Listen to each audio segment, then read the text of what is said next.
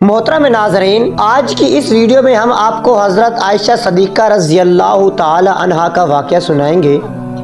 پیارے دوستو، رسول اللہ صلی اللہ علیہ وآلہ وسلم مسلسل کئی راتیں بھوک کی حالت میں گزار دیتے اور آپ صلی اللہ علیہ وآلہ وسلم کی ازواج کو رات کا کھانا نصیب تک نہ ہوتا، اور اکثر و بیشتر ان کی روٹی جو کہ ہوا کرتی تھی۔ اس طرح حضرت عائشہ اپنے گھر کی معاشی حالت کو بیان کرتے ہوئے فرماتی ہیں کہ رسول اکرم صلی اللہ علیہ وآلہ وسلم کے گھر والوں نے جو کہ روٹی سے بھی 2 دن تک مسلسل پیٹ نہیں بھرا، یہاں تک کہ رسول اللہ صلی اللہ علیہ وسلم اس دنیا سے اٹھا لیے گئے۔ پیارے دوستو، حضرت عائشہ فرماتی ہیں ہم اہل بیت نبوت اس طرح گزارا کرتے تھے کہ کبھی کبھی لگاتار 3 چاند دیکھ لیتے، یعنی کامل 2 مہینے گزر جاتے اور حضور صلی اللہ علیہ وآلہ وسلم کے گھروں میں چولہا گرم نہ ہوتا۔ حضرت عائشہ صدیقہ رضی اللہ تعالی عنہا کے بھانجے حضرت عروہ نے پوچھا کہ پھر آپ لوگوں کو کیا چیز زندہ رکھتی؟ حضرت عائشہ صدیقہ نے جواب دیا، بس کھجور کے دانے اور پانی۔ البتہ رسول کریم صلی اللہ علیہ وآلہ وسلم کے بعض انصاری پڑوسی کے پاس دودھ دینے والے جانور تھے، وہ آپ صلی اللہ علیہ وسلم کے لیے بطور ہدیہ بھیجا کرتے تھے اور اس میں سے آپ صلی اللہ علیہ وسلم ہم کو بھی دے دیتے۔ خود حضور کریم صلی اللہ علیہ وآلہ وسلم کی اپنی زندگی کی فقر تنگی کا تذکرہ کرتے ہوئے فرماتے ہیں، اللہ کے راستے میں مجھے اتنا ڈرایا دھمکایا گیا، کسی اور کو اتنا نہیں ڈرایا گیا، اور اللہ کے راستے میں مجھے اتنا ستایا گیا کہ کسی اور کو اتنا نہیں ستایا گیا، اور ایک دفعہ 30 دن رات مجھ پر اس حال میں گزرے کہ میرے اور بلال کے لیے کھانے کی کوئی چیز نہ تھی جس کو کوئی جاندار کھا سکے۔ پیارے دوستو، اس کے جو بلال نے اپنے بغل میں دبا رکھا تھا، ناظرین، مال و دولت کی اس خطرناکی کی وجہ سے امت کو اس سے باخبر کرنے کے ساتھ ساتھ خود آپ صلی اللہ علیہ وآلہ وسلم نے بھی اس سے دوری پسند کی۔ امت کے بارے میں ایک مرتبہ آپ صلی اللہ علیہ وآلہ وسلم اپنی فکر کا ان الفاظ میں اظہار کرتے ہیں، مجھے تمہارے بارے میں یہ اندیشہ نہیں ہے کہ تم شرک میں مبتلا ہو جاؤ گے، البتہ دنیا کے بارے میں یہ اندیشہ ہے کہ کہیں تم اس میں منہمک نہ ہو جاؤ۔ نیز آپ صلی اللہ علیہ وآلہ وسلم کا ارشاد گرامی ہے کہ ہر امت کے لیے کوئی خاص آزمائش ہوتی ہے اور میری امت کے لیے آزمائش مال ہے۔ حضرت علی کرم وجہ اللہ فرماتے ہیں کہ ایک مرتبہ حضور اقدس صلی اللہ علیہ وآلہ وسلم کے پاس بحرین سے مال آیا۔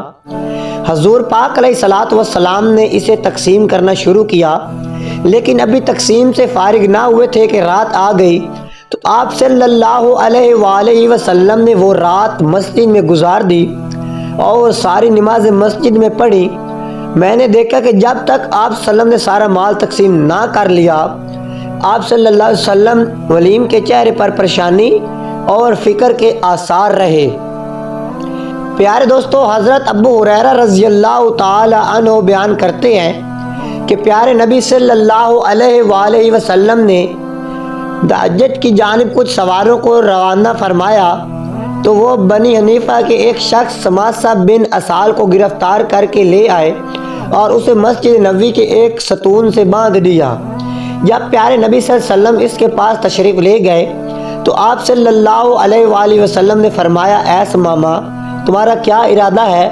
جواب دیا، اے محمد، میرا ارادہ ہے نیک ہے، اگر آپ مجھے قتل کریں گے تو گویا ایک خونی آدمی کو قتل کیا، اور اگر احسان فرمائیں گے تو احسان پر شکر گزار رہوں گا، اگر آپ مال و دولت چاہتے ہیں تو جتنا چاہے لے سکتے ہیں۔ نبی صلی اللہ علیہ وسلم نے جواب نہ دیا اور واپس تشریف لے گئے۔ جب دوسرا روز ہوا تو آپ صلی اللہ علیہ وسلم نے پھر فرمایا، اے ماما، کیا ارادہ ہے؟ اس نے جواب دیا، جو پہلے دے چکا تھا، اگر آپ احسان فرمائیں تو ایک شکر گزار بندے پر احسان ہوگا۔ آپ صلی اللہ علیہ وآلہ وسلم اسے دوبارہ چھوڑ کر چلے گئے اور اگلے روز پھر فرمایا، اے سمامہ، کیا خیال ہے؟ کہنے لگا، میں تو کہنے لگے کہ مجھے جو کہنا تھا کہہ چکا ہوں۔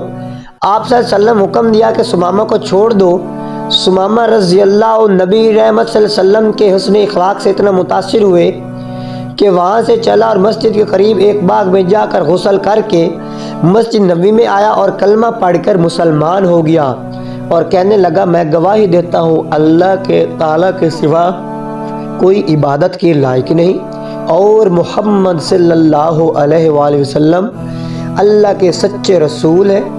ऐ मोहम्मद, खुदा की कसम मुझे रोए ज़मीन पर किसी से इतनी नफ़रत नहीं थी जितना आपसे थे, लेकिन आज मुझे आपका चेहरा सब चेहरों से ज़्यादा महबूब हो गया है। खुदा की कसम आपके इस्लाम से ज़्यादा मुझे कोई दीन नापसंद है था, लेकिन आज मेरे आपका दीन तमाम अदियान से ज़्यादा प्यारा हो गया है। खुदा की कसम मुझे आपके शहर से ज़्यादा नापसंद कोई शहर न था, लेकिन आज मेरी नज़रों में आपका शहर तमाम शहरों से ज़्यादा प्यारा है। आपके सवारों ने मुझे गिरफ्तार कर लिया, हालांकि मैं उम्रा के इरादे से जा रहा था। अब इस बारे में आपका क्या हुक्म है? हजूर नबी करीम सल्लल्लाहु अलैहि वसल्लम ने उसे बिशारत दी, फरमाया कि वो उम्रा करे। जब वो मक्का मुकरमा में पहुंचा तो किसी ने उससे कहा कि तुम बेदीन हो गए हो। जवाब दिया, नहीं, बल्कि मैं तो मोहम्मद मुस्तफ़ा सल्लल्लाहु अलैहि वसल्लम के दस्त अक़दस पर मुसलमान हो गया हूँ। खुदा की कसम अब तुम्हारे पास प्यारे नबी सल्लल्लाहु अलैहि वसल्लम की इजाज़त के बगैर मेरे शहर यमामा से गेहूँ का एक दाना भी नहीं पहुँचेगा। एक दफ़ा का जिक्र है कि नबी करीम सल्लल्लाहु अलैहि वसल्लम अपने घरों में जलवा फरमा थे। इसी दौरान एक सवाली आया और आकर अर्ज़ करने लगा, या रसूलल्लाह अलैहि वसल्लम, मैं फ़कीर आदमी हूँ, मेरे बहुत से बाल बच्चे हैं, अल्लाह ताला के लिए मुझे कोई चीज़ अनायत करें जिसे मैं अपने बाल बच्चों के लिए घर ले जा सकूँ। नबी करीम सल्लल्लाहु अलैहि वसल्लम ने अपनी ज़ौजा मोहतरमा हज़रत आयशा सदीक़ा रज़ी अल्लाह ताला अन्हा से फरमाया, आयशा देखो घर में कोई चीज़ है तो इस सवाली को दे दो। हज़रत आयशा सदीक़ा रज़ी अल्लाह ताला अन्हा घर के अंदर तशरीफ़ ले गए और थोड़ी देर के बाद वापस आकर अर्ज़ करने लगी, या रसूलल्लाह अलैहि वसल्लम, घर में तो इस वक्त कोई चीज़ नहीं जो सवाली को दी जा सके। लिहाजा नबी करीम सल्लल्लाहु अलैहि वसल्लम ने इस सवाली से फरमाया, ऐ सवाली, इस वक्त तो घर में कोई चीज़ मौजूद नहीं जो तुझे दी जाए, फिर किसी वक्त आना, अल्लाह ताला ने हम पर करम फरमाया तो हम तुझे कोई चीज़ ज़रूर देंगे। सवाली कहने लगा, या रसूलल्लाह अलैहि वसल्लम, मेरे बच्चे घर में मेरा इंतज़ार कर रहे होंगे, वो आस लगाए बैठे होंगे कि रसूल अकरम सल्लल्लाहु अलैहि वसल्लम की बारगाह से हमें कोई ना कोई चीज़ मिल ही जाएगी। लिहाजा कशाना नबूवत में से अगर खाली हाथ वापस गया तो उनकी उम्मीद टूट जाएगी और मुझे ये अच्छा नहीं लगता कि हजूर अकरम सल्लल्लाहु अलैहि वसल्लम ने आयशा से फरमाया कि जाओ एक बार फिर देखो कोई चीज़ है तो ले आओ।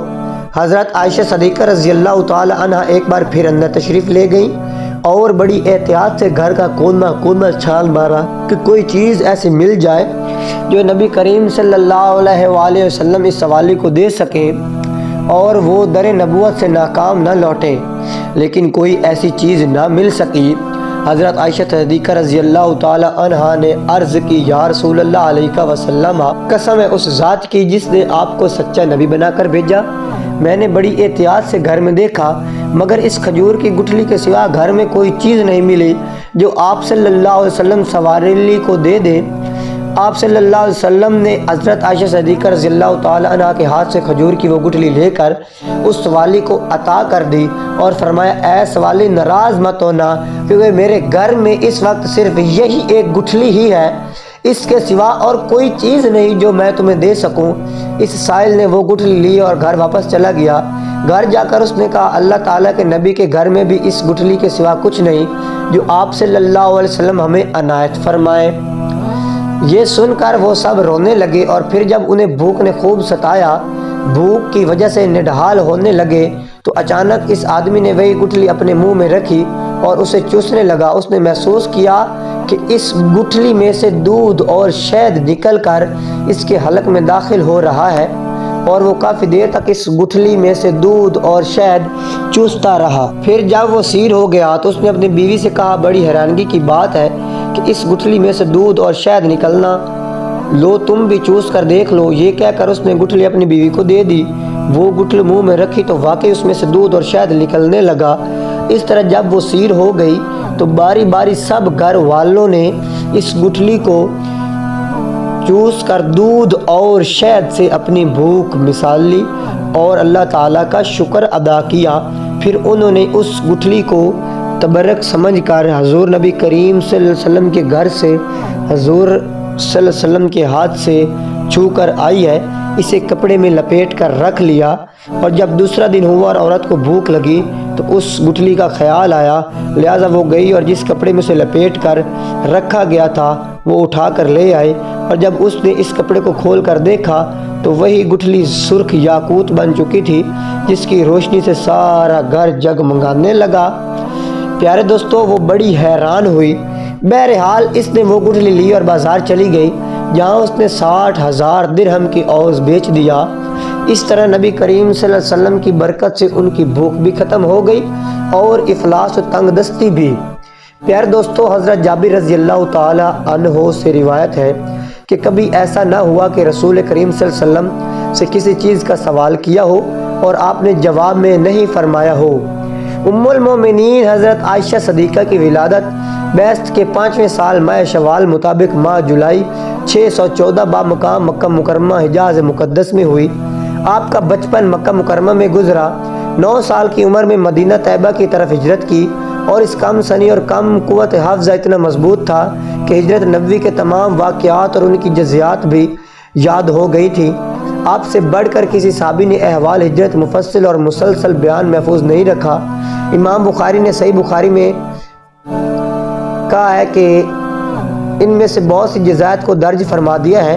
سیدہ عائشہ کی اولاد نہ تھی۔ ایک بار حسرت میں نبی کریم سے کہنے لگی کہ میرا بھی دل کرتا ہے کہ میں کنیت رکھوں، لیکن میری کوئی اولاد نہیں، تو آپ نے فرمایا کہ اپنے بانجے عبداللہ کے نام پر کنیت رکھ لو، جس پر انہوں نے اپنے بانجے سیدنا عبداللہ بن زبیر کے نام پر کنیت رکھ لی۔ ام المومنین سیدہ خدیجہ کی وفات کے بعد آپ تنہا تھے اور کوئی غم گسار نہیں تھا۔ یہ حالت آپ کے قریب رہنے والوں سے دیکھی نہ جاتی تھی۔ اسی دوران سیدہ خولہ بنت حکیم رضی اللہ عنہا نے آپ سے کہا کہ آپ اتنے پریشان رہتے ہو، شادی کیوں نہیں کر لیتے؟